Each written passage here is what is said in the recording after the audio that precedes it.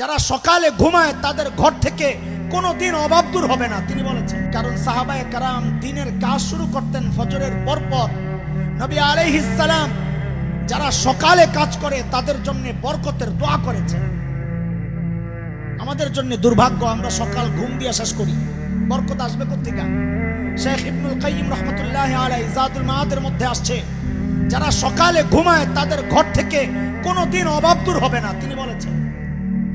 বিশেষ করে মাদ্রাসার ছাত্ররা আমরা সকালে একটু না ঘুমাইলে সারা দিনটা বেকার। বলে ভাই নাস্তা করছো? বলে হ্যাঁ করছি। বলে কি দিয়া নাস্তা করছো? বলে ঘুম দিয়া। দিয়া এমনই তো আলোচনা হয়।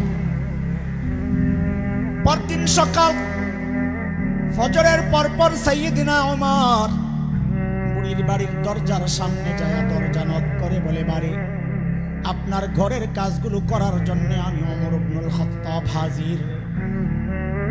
বুড়ি ভেতর থেকে জবাব দেন, বাবারে প্রতিদিন যেই আল্লাহর বান্দা আমার ঘরের কাজগুলো করেন তিনি ইতিমধ্যেই ওই কাজ করে চলে গেছেন। ও দোস্ত, কখন? ফজরের পর আইসা হযরত ওমর কাজ পায় না। হযরত ওমরের মাথায় ঢুকছে কাজ করাই লাগবে আমার।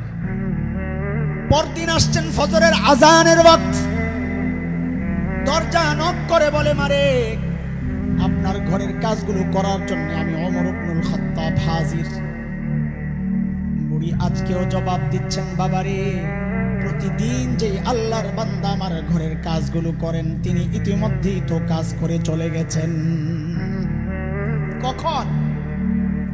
আজানের ওয়াক্ত। হযরত ওমর চিন্তা করলেন তাইলে আমাকে আরো সকালে আসা লাগবে।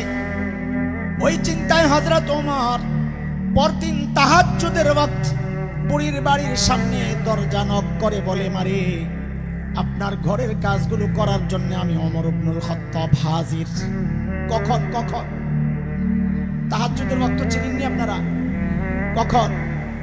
হ্যাঁ, এক একজন এক একটা বলবেন যে যেমনি শিখছেন, কিন্তু একটা ডিজিটাল ব্যাখ্যা আছে। ডিজিটাল ব্যাখ্যা হচ্ছে এই সময়ের যুবকরা পোড়া কপাল, হতভাগা, দুর্ভাগা, মোবাইল, ফেসবুক, ইন্টারনেট বন্ধ করে যখন ঘুমাইতে যায় ওইটা হইল তাহাজ্জুদের ওয়াক্ত। সারা রাত সজাগ ঘুমাইতে যায় তাহাজ্জুদের ওয়াক্ত।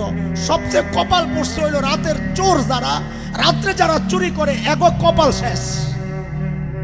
যেই ঘরেই রাত্রে চুরি করতে যায় দরজার ফাঁক দিয়া দেখে মানুষ ঘুমাইছিনি এমন কোন ঘর পায় না। যেই ঘরেই যায় যায় দেখে কেউ না কেউ আসমানের দিকে হাত তুইলা মুনাজাত দূরে বয়ে বসে। কথা ঠিক? পোড়া কপাল কোথাকার। তাহাজ্জুদের ওয়াক্ত হযরত ওমর যায় হাজির। মা কাজ দেন, কাজ।